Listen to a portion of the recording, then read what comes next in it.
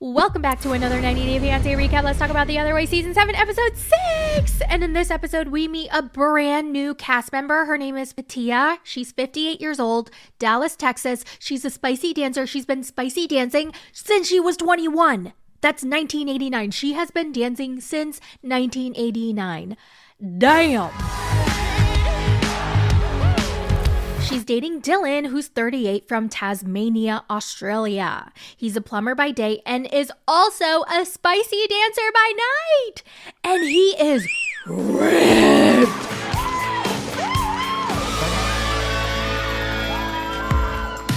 I was like, oh my God, I've never seen abs like that. They look fake because that's how perfect. He looks like a Ken doll.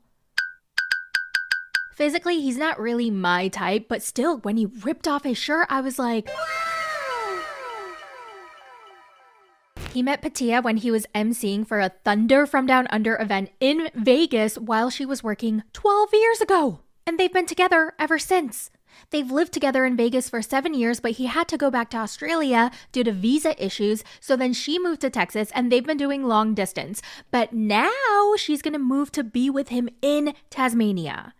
But 4 years ago, they actually lived in Thailand together for about a year. But that was hell on earth because they ended up fighting so damn much, like every single day. So then they broke up. And now she's scared of what might happen when she moves all the way over there. And she's going to be completely relying and depending on him by herself. She won't know anyone else. She's giving up her family, her job, everything she loves to be with him. And despite all her fears and anxiety, she wants this to work out so bad that she's going to go. What do you guys think? Do you guys think I'm doing the right thing? I mean, I feel nervous for you. And especially with everything you're sacrificing. Yeah. Here I go again. No. Yeah. And we already know how that's gonna go, right? In the next scene, we see Patia at home cooking for her nephew, Nicholas. He wanted to see her before she moved. So she updates him on her man and their relationship, and then we find out that they've broken up 20 times! Dylan and I have broken up 20 times.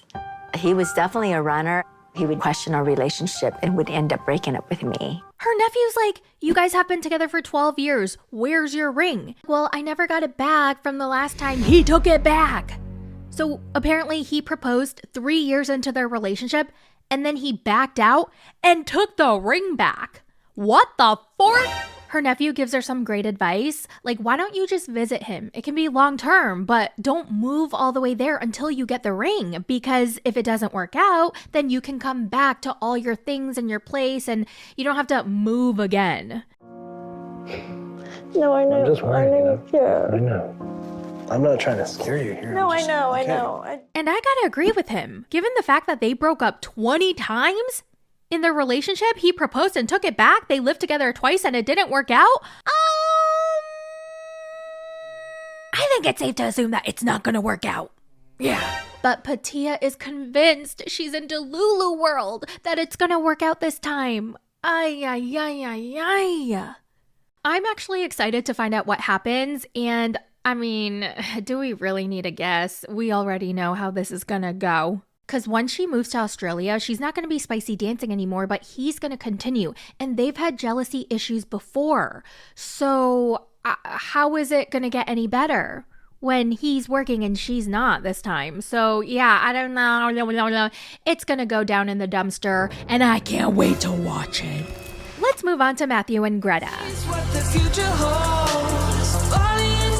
So Matthew asks Greta if she found room for her clothes and she says, No.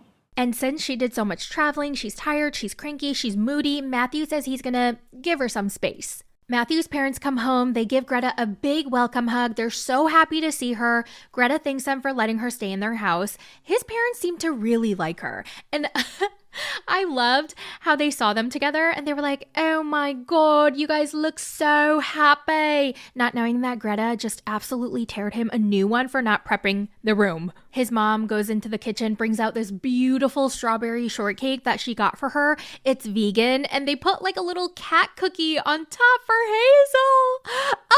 That was so sweet. I've always had a tough time being around any parent, so the feeling of a warm, happy family, it feels really, really nice. I feel really grateful. His mom, being able to read the room, is like, okay, I think Greta should get some sleep because she must be so tired from traveling all day. And Greta's like, yeah, thank you so much. And Matthew goes, oh, I'm tired too because I spent all day preparing. You heard that, Greta? I spent all day preparing for you. Matt, it's not the time. You want to know what actually says, I prepared for you? A fridge stocked with chef-prepared, fresh, never frozen meals from Factor. If you have a partner, a friend, or family visiting you and they're vegan like Greta, don't worry because Factor has many vegan and veggie options.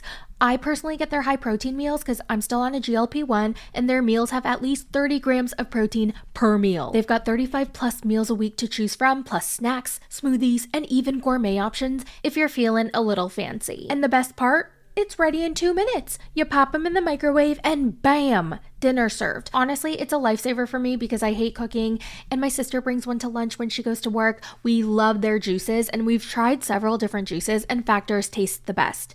If you want to give them a try, head to factor75.com or click my link below and use code mythouts FB50. That's F as in free, B as in breakfast, 50 to get 50% off your first Factor box plus free breakfast for an entire year. Offer only valid for new Factor customers with code and qualifying auto-renewing subscription purchase.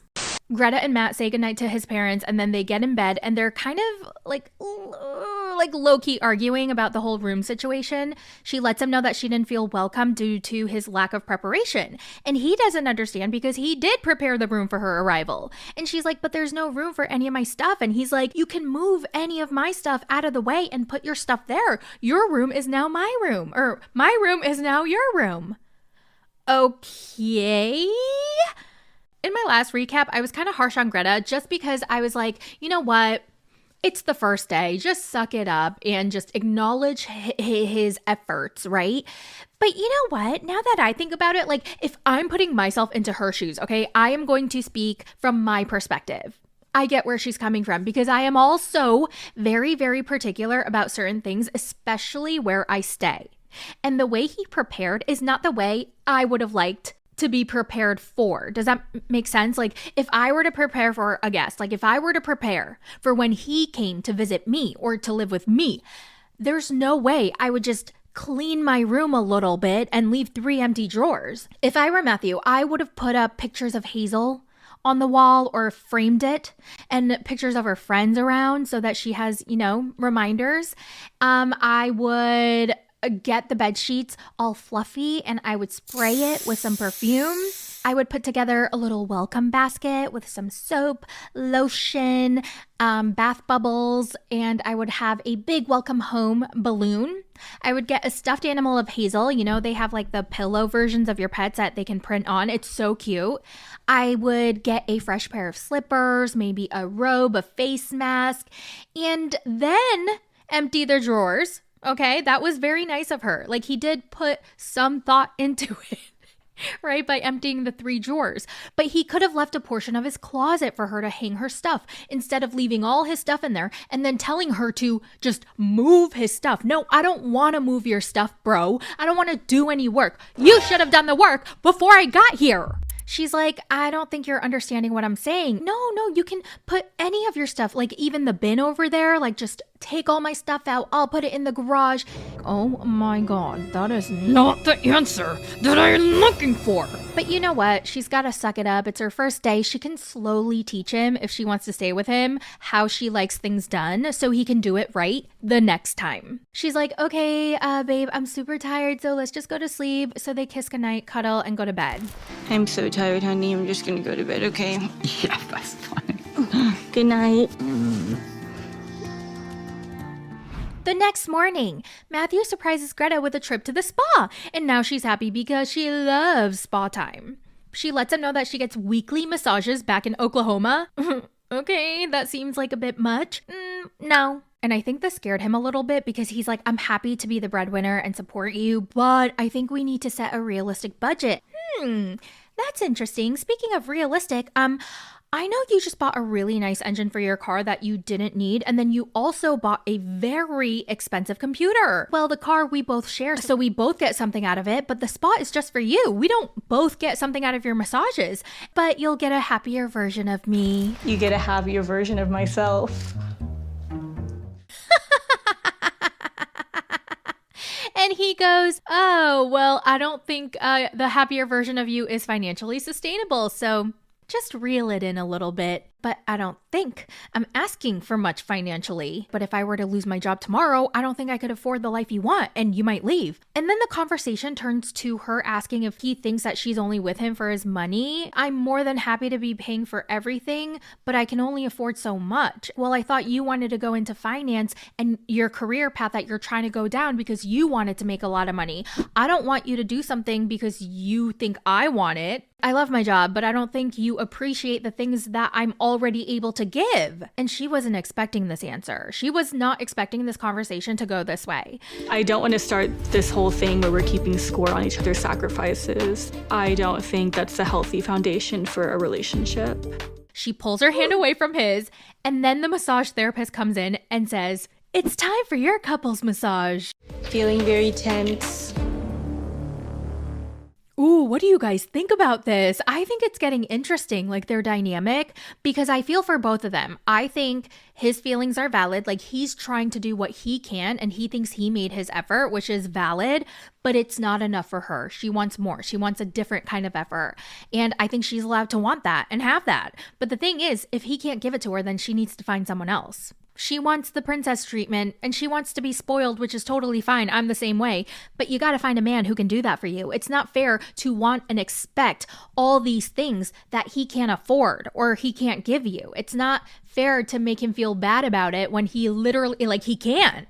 He wants to, but he can't. Now, if he can and he doesn't want to, that's a problem. But he can. What do you guys think? Let me know in the comments because I'm really curious to see what people think of this relationship. I think people are going to be on opposite ends. Some people are going to ride for Matthew. Some people are going to ride for Greta. Let's move on to Madeleine and Luke.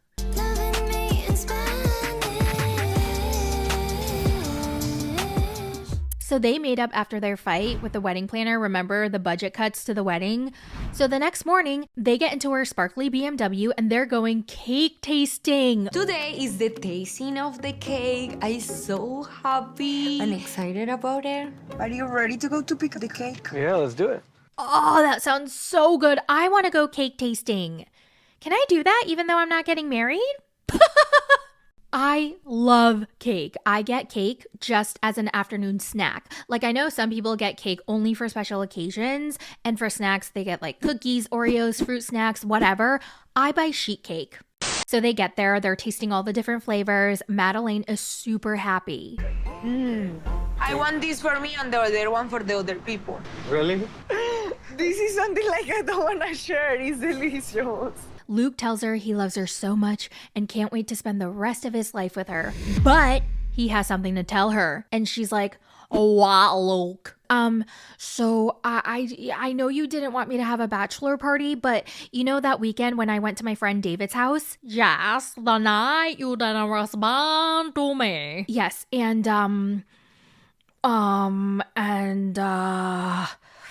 and remember, and Madeleine is getting so impatient, she rolls her eyes and she's like, "Oh, look, get to the point.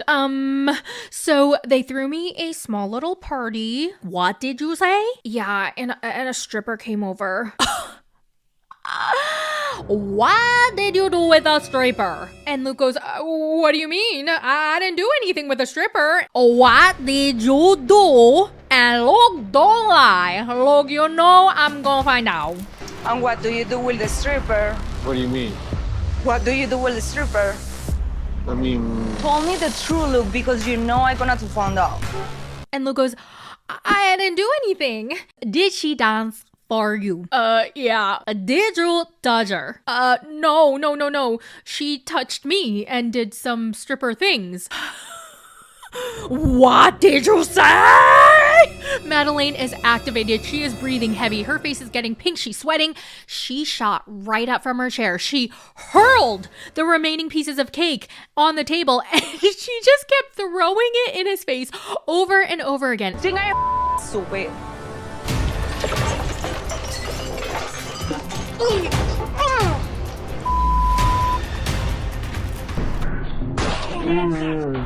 And I'm sorry, I busted out laughing so hard because he flinched and she just kept throwing it over and over. And he just kind of gave up and sat there.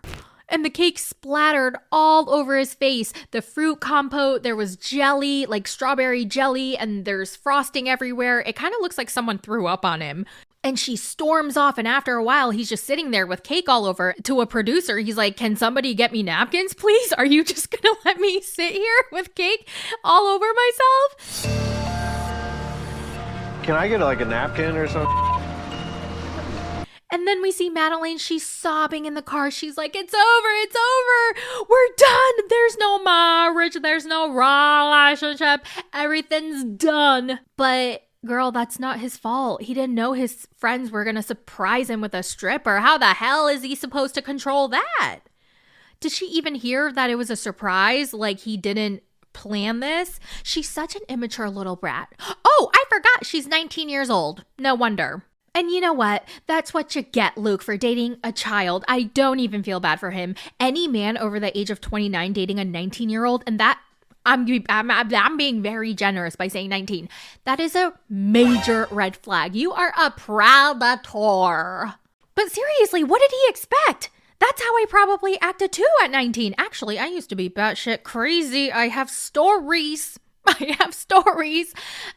yeah, I'm not crazy anymore, so that's what matters, okay? Hashtag growth. Anyway, Luke tries to apologize to Madeleine, and she yells at him. She's like, the wedding's over. Can we figure this out, please? Figure out what? We're supposed to get married, Madeline. No, the marriage is canceled. And she drives away, and she leaves him in the street with cake all over himself. Madeline. Mira, it's over.